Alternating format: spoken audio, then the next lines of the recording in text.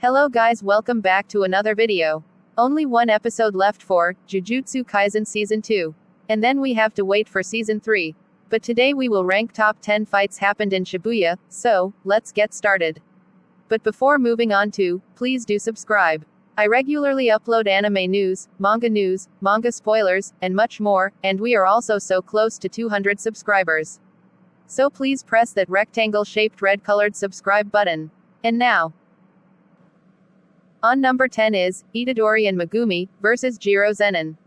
Yuji and Megumi's face-off with Jiro, could easily be a best standout fight in most shonen series, but the Shibuya incident is so ripe with memorable battles, that it ends up being just one of many. What truly makes this fight unique is, Jiro's cursed technique, which makes attacks feel weaker to him the stronger they are. Inversely, if an attack is weaker than expected for Jiro, the attack can potentially do massive damage. For someone like Yuji who specializes in hard-hitting punches, it takes a lot of discipline to pull his punches at just the right moment, but Megumi is the perfect partner to bring the best out of Yuji.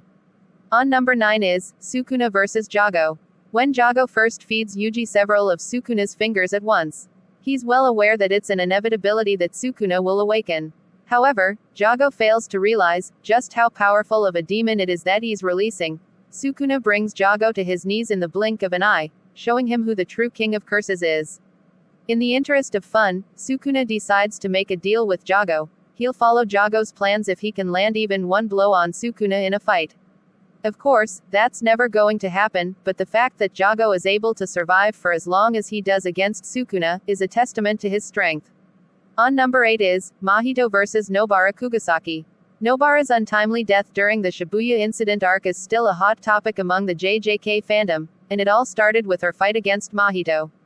While Mahito initially thought he could easily defeat Nobara using his clone body, he didn't realize that she was actually his natural-born enemy. Using her cursed technique Straw Doll, Nobara is able to remotely deal damage to Mahito's main body, by channeling her cursed energy through his clone.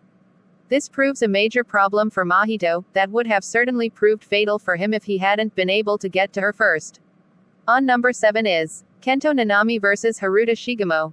Based on coolness factor alone, Nanami's fight against Shigemo is top tier in JJK. However, judging by its sheer length and how one-sided it is, whether it can actually be called a fight at all may be debatable. Nanami has had enough of Shigemo hurting his students, and he takes out all his anger on the curse user. Haruto Shigemo's cursed technique gives him the ability to have a miracle occur a set number of times per day, and he uses all of them up just surviving the subsequent beatdown he receives from Nanami. On number 6 is, Gojo vs the Disaster Curses and Choso.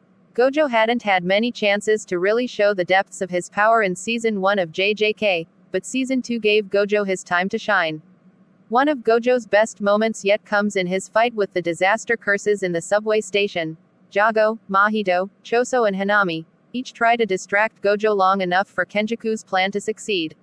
The truly incredible fact about this is that all 4 curses are well aware that they have no chance of winning against Gojo. The most they can hope of doing is to keeping him busy for a minute or so.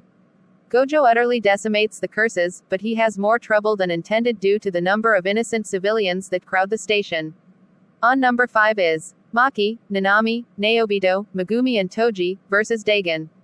The fight between the Jujutsu Sorcerers and Dagon, quickly turns in Dagon's favor, as he starts to overwhelm them with his domain expansion.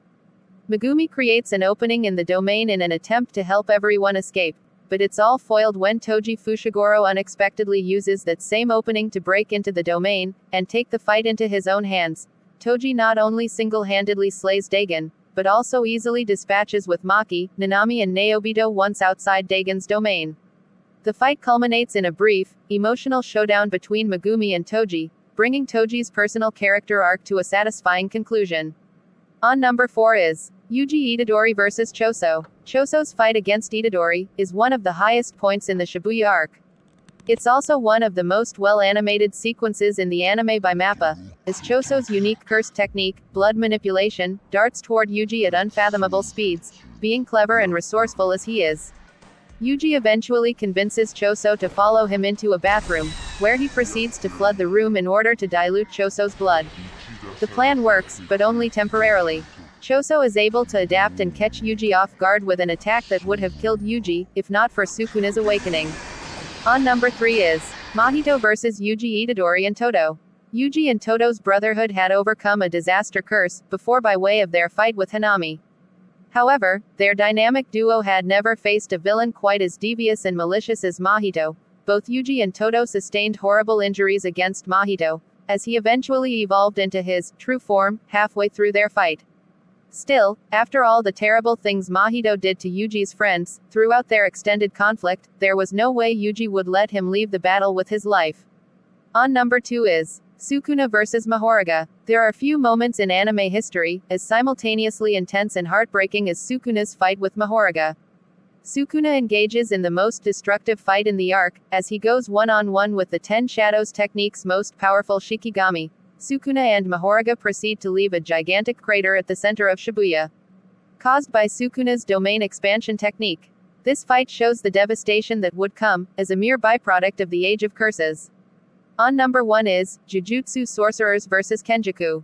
The big finale of the Shibuya incident is, of course, a joint battle against the one who started the whole thing, Kenjaku. While the skill and experience of Kenjaku was hinted at up to this point, it was never quite shown to the extent that it was in his final fight against the remaining sorcerers in Shibuya, even though the likes of Yuji, Todo, Mai, and the others are very clearly worn out from the prior battles. The fact Kenjaku can hold them all off on his own, shows just how far on the next level he is in terms of pure combat IQ alone. While he may not have the pure power of Sukuna, Kenjaku is the most intelligent and clever of any villain in the series, and the thousands of years of experience he has as a sorcerer clearly hasn't been wasted.